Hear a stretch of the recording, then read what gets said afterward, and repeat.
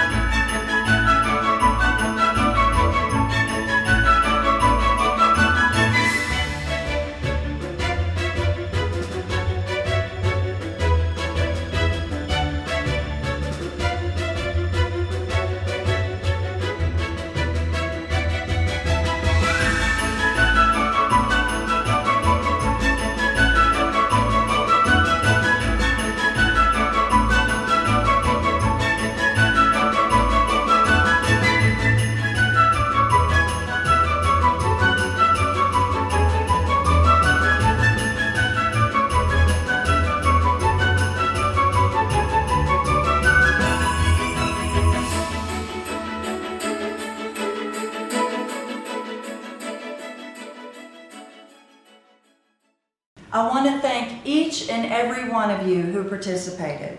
It was a great success, and I'm so thankful each of you responded so generously. Because of COVID and privacy regulations, we weren't allowed to video record any of the children there or any of the volunteers. But rest assured, the volunteer coordinator, Janet McVeigh, was very excited about our delivery and couldn't wait to get everything to the kids. By the way, Janet McVeigh will be emailing each one of you with a tax form that you can put with your taxes this year, and also she'll email a second email with a special thank you to each one of you. Be on the lookout for that email so you now know it is not spam. Sandy and I are going to share a personal story that explains why we're interested in Children's Hospital and why it was a special endeavor for us this year. In 1984, Paul and I lived in Anchorage, Alaska, and it was there at Providence Hospital that we had our first child. I remember as the doctor delivered the baby, the doctor held the baby up and said, "It's a boy!" And I remember thinking, in my fatigue after 23 hours of labor, I remember just kind of looking at the doctor and thinking, I know it's a boy. I've known that all along. Even though Paul and I had decided not to have the sex of the baby given to us before his birth. We ended up naming him Benjamin.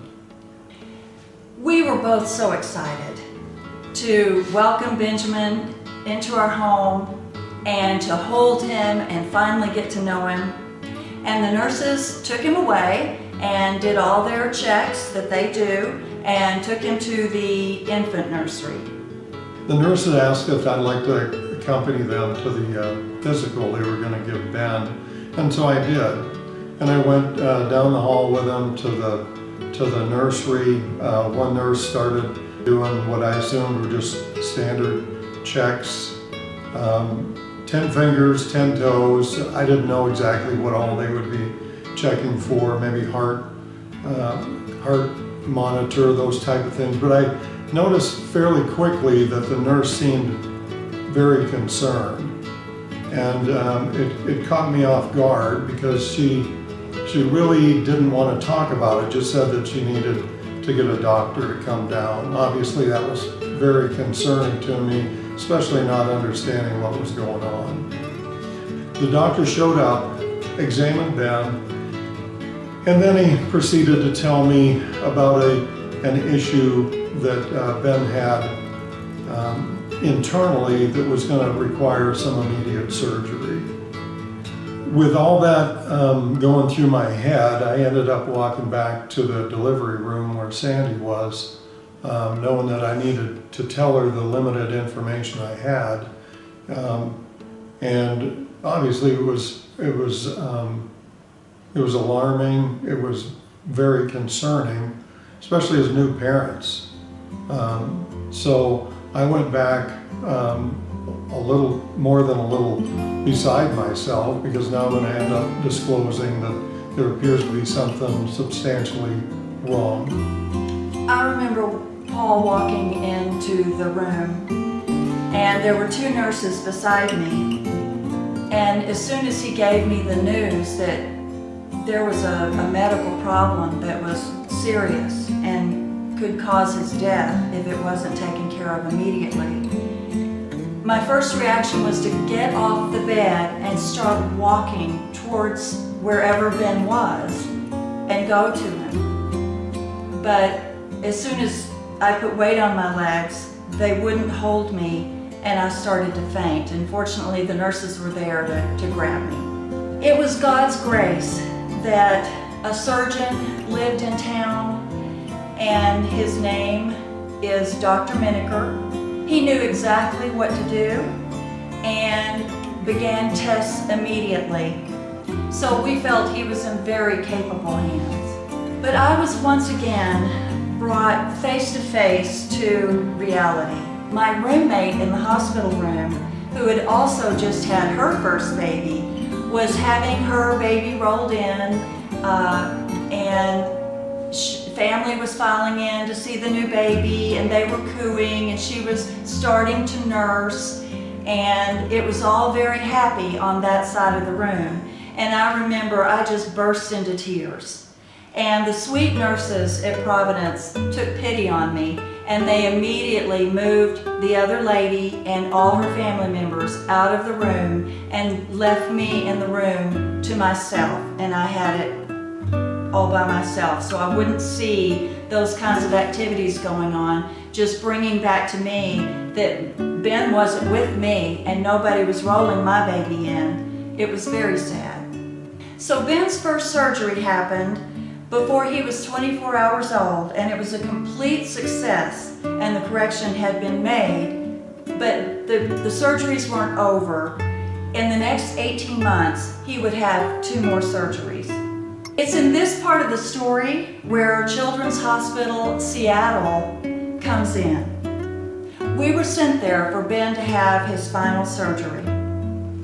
When we arrived at Children's Hospital in Seattle, 2 doctors were there to help or perform the surgery. One was a doctor from Kansas who specialized and had perfected a technique for the surgery Ben needed. And then our Dr. Miniker from Anchorage also traveled from Anchorage to Seattle just to be there to assist.